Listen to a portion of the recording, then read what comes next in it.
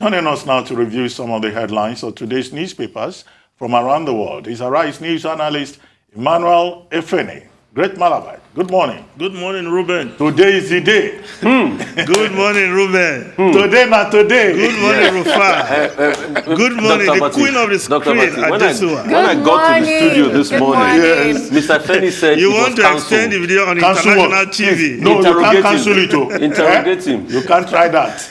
It's Friday. Yes. It's a day to unwind. Yes. We are waiting for you. Let's leave it at that. We start a review with this day, Nigeria's newspaper of records.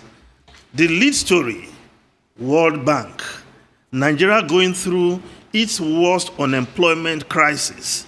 Says country's asylum seekers grew from 27,557 to 408,078 in 10 years. Applications for refugee status increased by 1,380%. Estimates 4,000 Nigerian children made orphans by COVID-19. Yes, the worrisome situation of the unemployment in the country. Of course, every month we are inundated by the Nigerian Bureau of Statistics about the employment situation in the country. So it's not news that it is bad, but the World Bank is also highlighting this crisis. And perhaps more pungent is the fact that a lot of Nigerians are seeking asylum. They are fleeing the country for better opportunities. But the point must be made that amongst those who are relocating are not necessarily those who are unemployed. It is very high among those who are gainfully employed. In some of the sectors you will say are quite juicy. You'll be lucky these days, Ruben, if you go to your bank and you are relating with your officer in charge of your accounts officer.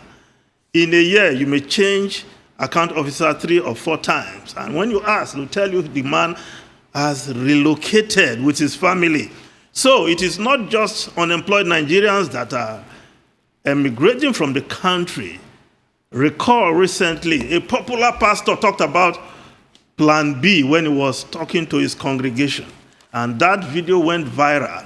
And many Nigerians are either planning their own Plan B or they are already in that mix where you have part of your family in one of the European countries, Canada or America, while you are here doing, facing the tough environment.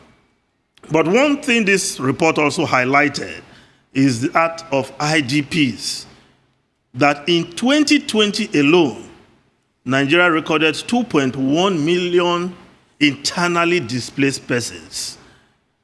Tells you that there's a nexus between insecurity and unemployment, because these IDPs, these were people gainfully engaged in their farming, but because of headers crisis, because of bandits, because of terrorists in the Northeast, many of them had to flee their homestead and are now living in IDP camps. So it's quite a worrisome situation in the country. But let's just look at other stories quickly. The Business Day newspaper still on business story. Nigeria's inflation threatens already low savings rates. Nigeria's high inflation problem has a corrosive impact on savings and is complicating the government's effort to give the fragile economy a much needed boost. Of course, many who are even assessing their pension savings just to live today instead of waiting till their retirement, because times are tough, inflation rate is high, and goods and services are going beyond the roof. Now, The News Direct newspaper, Buhari terminates Bala Usman's appointment as MPA boss. PDP calls for Bala Amechi probe.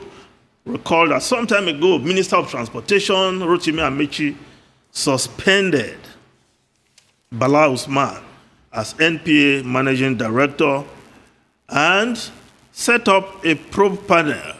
Now, according to this report, the President, Muhammadu Buhari, has terminated her appointment. But we also demand that we need to see the outcome of that probe, so that if there are infractions, then the law should take its course. If there is a case of witch hunting, but it's not enough to just push her aside and say the president has terminated her appointment. Now, the Daily Trust newspaper, cholera killed 325, afflicts 14,343 in 6 months. Death toll rises as outbreak spreads to more states. Action 8 call for states of emergency in Bauchi. How we are responding to outbreak, NCDC. This is one disease that a big, rich country like Nigeria should not be talking about, because mainly waterborne disease. But we also know that in many parts of the country, many Nigerians, in their millions, are not having access to clean, drinkable water. So we battle with this disease periodically.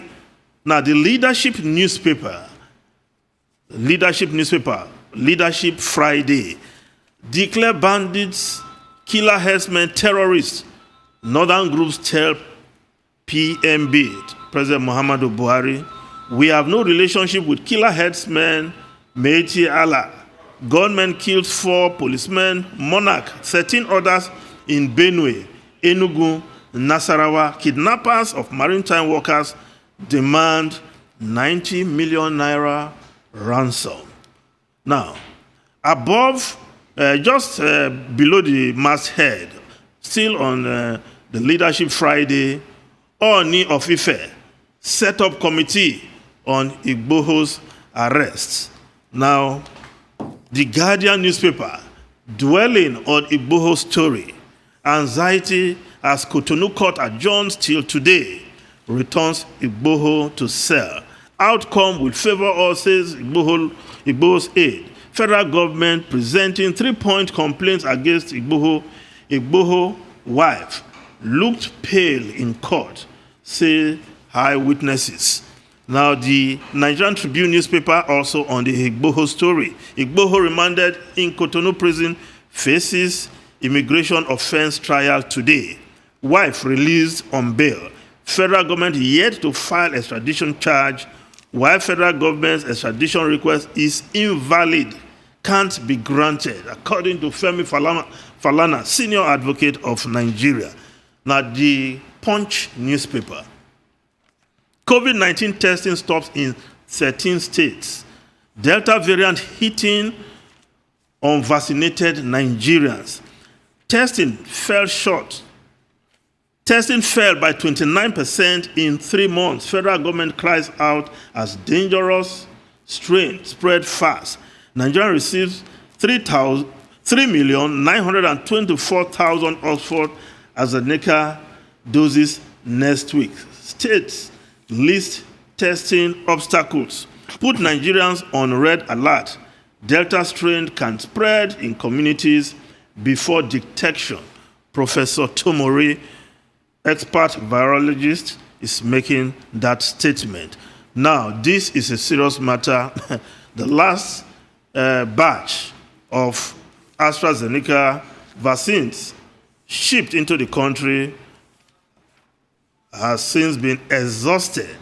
And if the government is talking about, oh, Nigerians should keep to protocols, and no effort has yielded dividend in getting free vaccine, because that seems to be what the government is waiting for. I agree with you totally that well-meaning Nigerians, billionaires, should come to the aid of their country so that we can buy instead of waiting for FOC, free of charge vaccines, indefinitely. Now, the Daily Independent newspaper, Buhari's silence on zoning, successor unsettles APC. He had no succession path with Tinubu, says Voice of Nigeria Director General. Now, then let's just look at the foreign newspapers quickly. The Independent newspaper of UK, COVID infections in young adults hit record. Ministers draw up plans for return to restrictions within weeks. Yes, the coronavirus infections rate in young people in the UK has reached the highest for any age group since the pandemic began. As the government of UK have commenced the drafting of a contingency plan to bring back restriction. Few days after UK declared Freedom Day. Truly, it's not freedom, yes, because the infection is still ravaging. Now, the Guardian newspaper of UK, quickly. Anger mounts as ministers say NHS must find £500 million for pay rise. Yes, the 3% pay rise which has been awarded to health care workers in the UK. But now the Prime Minister has signed off on the fact that the NHS must also foot part of the bill, not necessarily only the Treasury. So that in itself is creating some problem or unease within the NHS. Ruben Rufai and Adesua. Fortunately, we've run out of time. Emmanuel Efene, what remains is for us to thank you very much and to tell you that we are on standby. Some of us have been fasting. Yes. Since yesterday. Yes. So that, when you declare the party and you fulfill the implications. We are ready, Ruben. Yes, yes. Just relax. Dr. Bassi, yes. Okay, very good.